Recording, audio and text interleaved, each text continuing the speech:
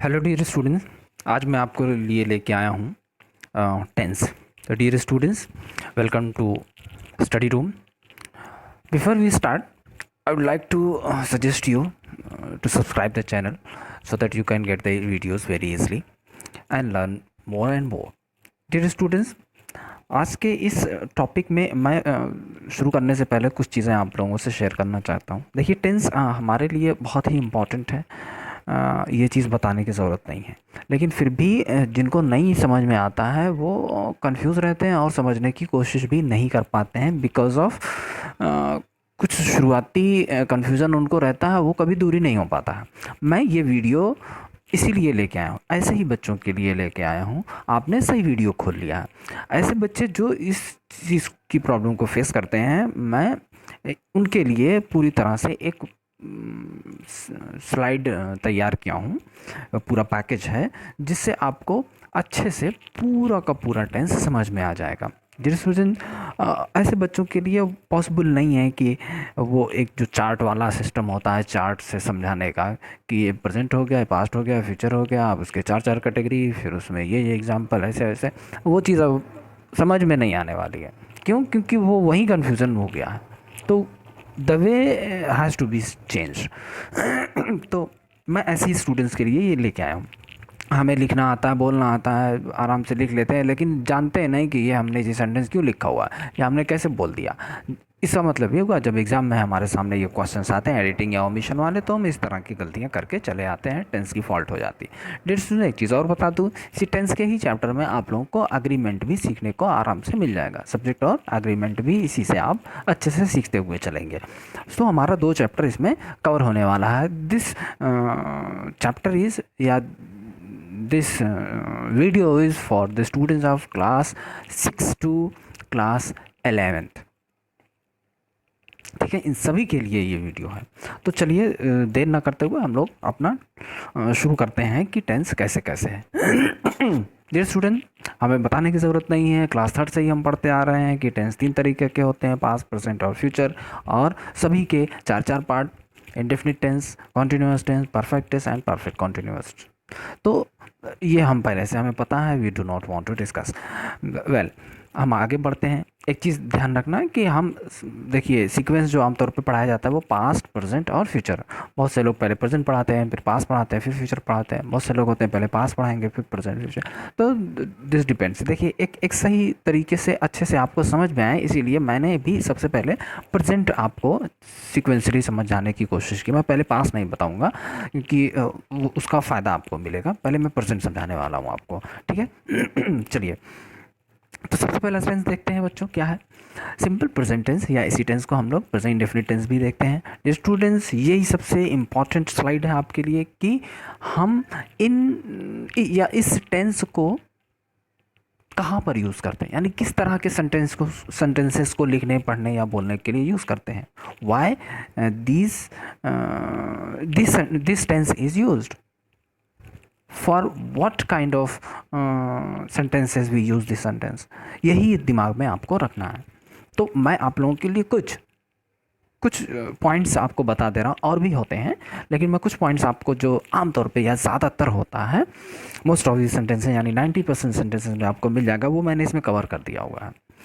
चलिए देखते हैं। सबसे पहला पॉइंट ध्यान रखना है कि ऐसा एक्शन जो बार बार रिपीट होता है, किसी इंटरवल ऑफ टाइम के बाद बार बार रिपीट होता हो, या ऐसा एक्शन जो रेगुलर हो, ऐसा एक्शन जो यूनिवर्सल ट्रूथ हो या ट्रू हो, इन तरह के काम को अगर हमें किसी टेंस में लिखना है तो वो प्रेजेंट इंडेफिनिट टेंस कहलाता है। या जिस टेंस में हम इस तरह की बातों को बोलते हैं उसे ही सिंपल प्रेजेंट या प्रेजेंट इंडेफिनिट टेंस कहते हैं, ठीक है।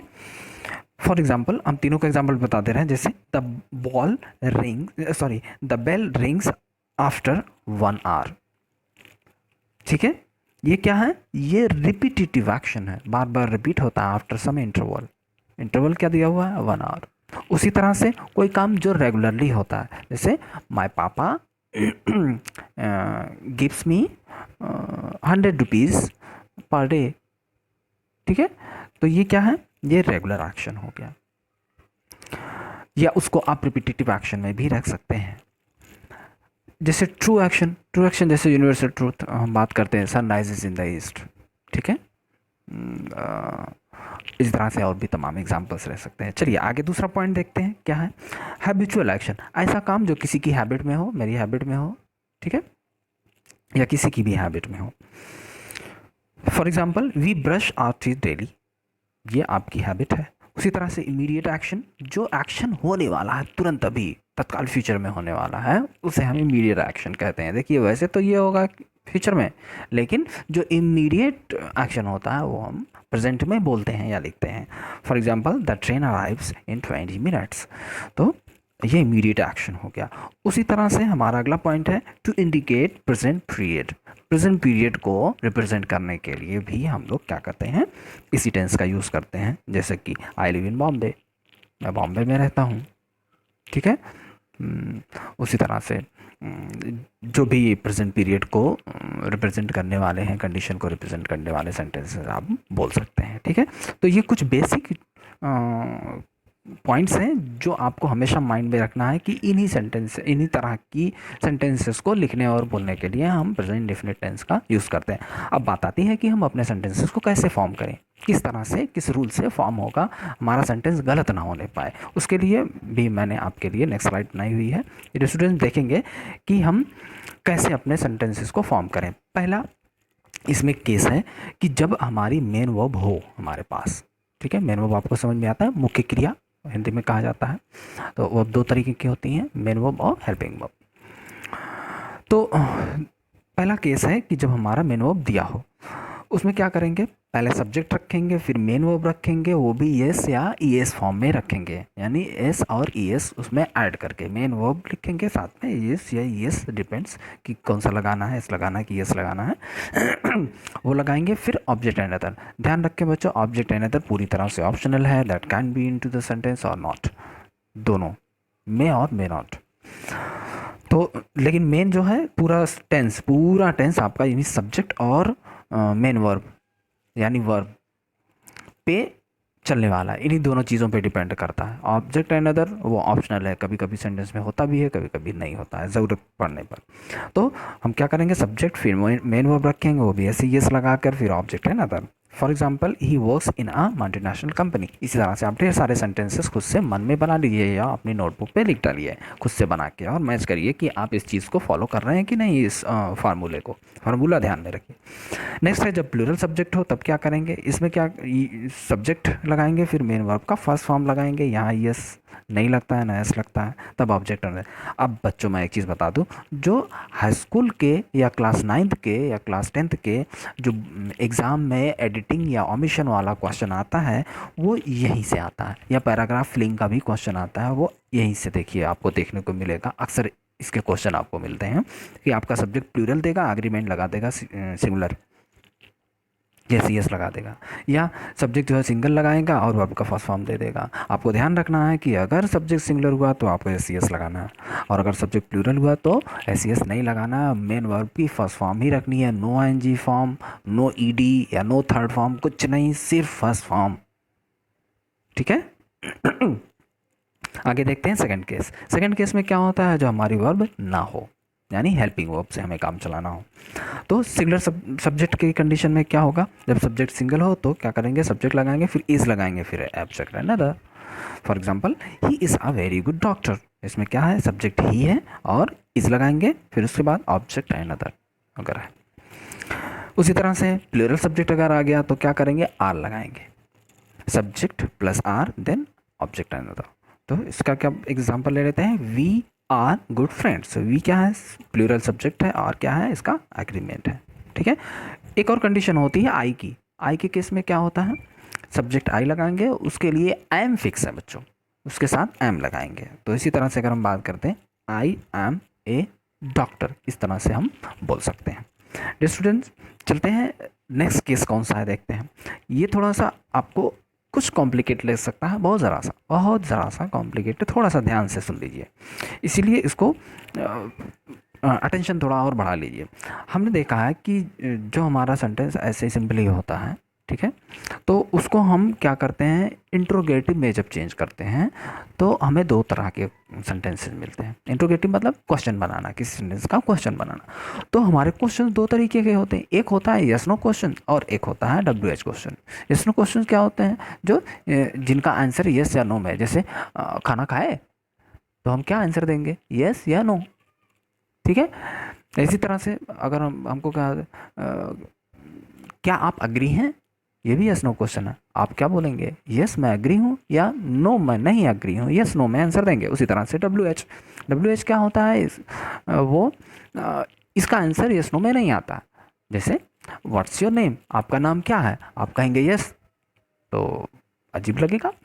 तो WH क्वेश्चन मतलब जिसमें WH वर्ड्स लगे हों, व्हाट, वेयर, वाई, हु, ये सब। बहरहाल आगे बढ़ते हैं। तो केस 3 क्या कहता है कि जब हमें अपने सेंटेंस को इंट्रोगेटिव में चेंज करना हो, तो पहले हम देखेंगे यस नो क्वेश्चन को कैसे हम चेंज करते हैं, यस नो क्वेश्चन कैसे बनाते हैं। तो पहला कंडीशन वही, मेन वर्ब जब दिया हो, मेन वर्ब ना दिया हो, ये दोनों कंडीशन हमेशा लेके चलेंगे। तो पहली कंडीशन है मेन वर्ब जब दिया हो विथ मेन वर्ब। सबसे पहले क्या करेंगे, डू या डज लगाएंगे सब्जेक्ट के हिसाब से। सब्जेक्ट अगर सिंगुलर है तो डज, सब्जेक्ट अगर प्लूरल है तो डू, फिर प्लस सब्जेक्ट लगाएंगे, फिर मेन वर्ब का फर्स्ट फॉर्म लगाएंगे। बच्चों ध्यान रखना यहीं पर, ठीक है। डज भी लगा रहता है और साथ ही साथ वो क्या कर देता है, वर्ब के साथ भी एस या ईएस लगा देता है, वहीं हम कंफ्यूज हो जाते हैं और ढूंढ नहीं पाते हैं एरर। तो ये टेक्निकल चीज़ है यहाँ पर। तो क्या करेंगे, डू या डज लगाएंगे, सब्जेक्ट लगाएंगे, सब्जेक्ट के हिसाब से डू या डज लगेगा, प्लूरल के लिए डू, सिंगुलर के लिए डज। फिर क्या करेंगे, वर्ब का फर्स्ट फॉर्म लगाएंगे, फिर उसके बाद ऑब्जेक्ट एंड अदर। एग्जाम्पल देख लेते हैं, does Rahul play football well. उसी तरह से do they really want to help me. अब आ जाते हैं जब मेन वर्ब ना हो, यानी विदाउट मेन वर्ब, उसमें is am are plus subject फिर ऑब्जेक्ट एंड अदर। तो इज एम आर किसके लिए, आप देख सकते हैं ऐसा सब्जेक्ट जो सिंगल हो उसके लिए इज, आई के लिए एम, और प्लूरल सब्जेक्ट हैं वी दे या प्लूरल नाउन्स के लिए क्या क्या करेंगे, आर लगाएंगे अग्रीमेंट में। तो देखते हैं example, is Rahul a good player, Rahul एक सिंगल है इसलिए इज़ लगा। Are they really helpful, they plural है इसलिए आर लगा, ठीक है। उसी तरह से am I an honest person, अब देखिए आई क्या है, आई के साथ एम लगा। अब आ जाते हैं दूसरे तरीके का क्वेश्चन जो WH क्वेश्चन होता है। इसमें भी मेन वर्ब के साथ क्या करेंगे, WH वर्ड लगाएंगे, फिर डू या डज लगाएंगे, फिर प्लस तब सब्जेक्ट आएगा आपका, फिर मेन वर्ब का फर्स्ट फॉर्म, ध्यान रखना फर्स्ट फॉर्म, फिर ऑब्जेक्ट एंड अदर। टेक्निकल चीज़ यहाँ पर भी है। तो देखें example, where does Rahul play football. उसी तरह से एक और ले लेते हैं प्लूरल के लिए, why do they want to help me. अगला है विदाउट मेन वर्ब, उसमें क्या करते हैं, WH वर्ड लगाएंगे, फिर इस एम आर लगाएंगे, फिर सब्जेक्ट लगाएंगे, फिर ऑब्जेक्ट एंड अदर। एग्जाम्पल देख लेते हैं, where is Rahul, who are they, who am I. तो देखिए WH लगा, फिर helping verb, is am are में से कोई एक सब्जेक्ट के हिसाब से, फिर सब्जेक्ट लगाएंगे, फिर ऑब्जेक्ट एंड अदर। आप देख पा रहे हैं कि ऑब्जेक्ट एंड अदर है ही नहीं इन सेंटेंस में, ठीक है, क्योंकि ज़रूरत नहीं है। चलिए केस 4 देखते हैं। केस 4 में जब हम अपने सेंटेंस को नेगेटिव में चेंज कर रहे हो तो बहुत इजी होता है। जो हेल्पिंग वर्ब है, मैंने आपको बताया था 5 हेल्पिंग वर्ब होते हैं, 5 हेल्पिंग वर्ब्स। तो कौन कौन से, is am are, present definite tense में 5 helping verbs, is am are do does. तो इन्हीं के जस्ट बाद आपको नॉट लगा देना जब भी नेगेटिव सेंटेंस बनाता है, हेल्पिंग वर्ब के तुरंत बाद।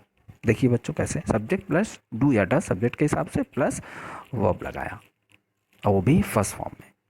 उसके पहले ही आपको नॉट लगा देना है। मीन्स आपका जैसे हेल्पिंग वर्ब खत्म हुआ, डू या डज इज एम आर जो भी है, उसके तुरंत बाद नॉट लगाना। तो subject plus do does plus not, तब वर्ब का फर्स्ट फॉर्म, ध्यान रखना मेन वर्ब का first form. For example, Rahul does not play football well.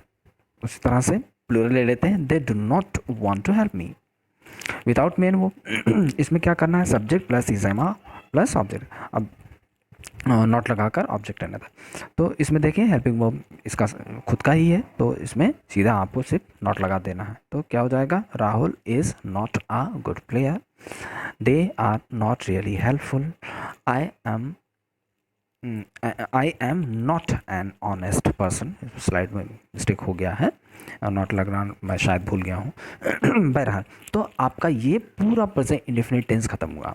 It's my suggestion dear students, इन सेंटेंसेस की जितने भी तरीके, मतलब जो मैंने वो लिखे हैं इसमें फार्मूला, जितने भी फार्मूलाज लिखे हुए हैं सब पे आप कम से कम 5 सेंटेंसेस ईच बनाइए।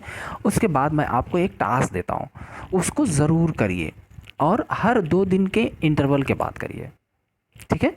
वो क्या है टास्क, आपको एक स्टोरी टाइप का लिखना या नोट टाइप का लिखना है। एक पर्टिकुलर टॉपिक ले लीजिए और उसी पे लिखना। मैं एक टॉपिक दे देता हूँ, आप 2 टॉपिक आप खुद ही लिख लीजिएगा कोई भी। एक टॉपिक मैं आपको दे देता हूँ, क्या है, स्टोरी की तरह या नोट की तरह लिखना है।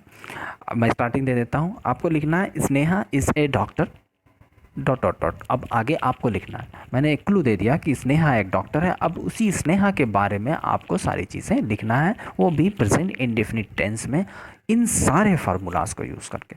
जब ये कंप्लीट हो जाए तो सारे सेंटेंसेस को अपने एक एक करके चेक करना और फार्मूला सारा चेक कर लेना। एक चीज़ मैं आपको सजेस्ट करना चाहता हूँ कि जब भी ये लिखें तो स्टोरी राइटिंग या नोट राइटिंग कुछ भी लिखना हो तो अपने सेंटेंस को बहुत छोटा लिखने की कोशिश करिए। आप लोग गलती से क्या करते हो, बड़े बड़े सेंटेंसेस लिखने की कोशिश करते हो, उसमें गलती होने की गुंजाइश बन जाती है। जितना छोटा सेंटेंस हो सके उतना छोटा सेंटेंस बनाइए फॉलो करके इन फार्मूलाज को। डियर स्टूडेंट्स, आज के लिए इतना ही। अगली वीडियो में हम लोग पढ़ेंगे प्रेजेंट कॉन्टिन्यूअस टेंस। मेरे साथ बने रहिए, सब्सक्राइब करिए चैनल को और बहुत तेज़ी के साथ टेंस को सीखते रहिए। Thank you for watching.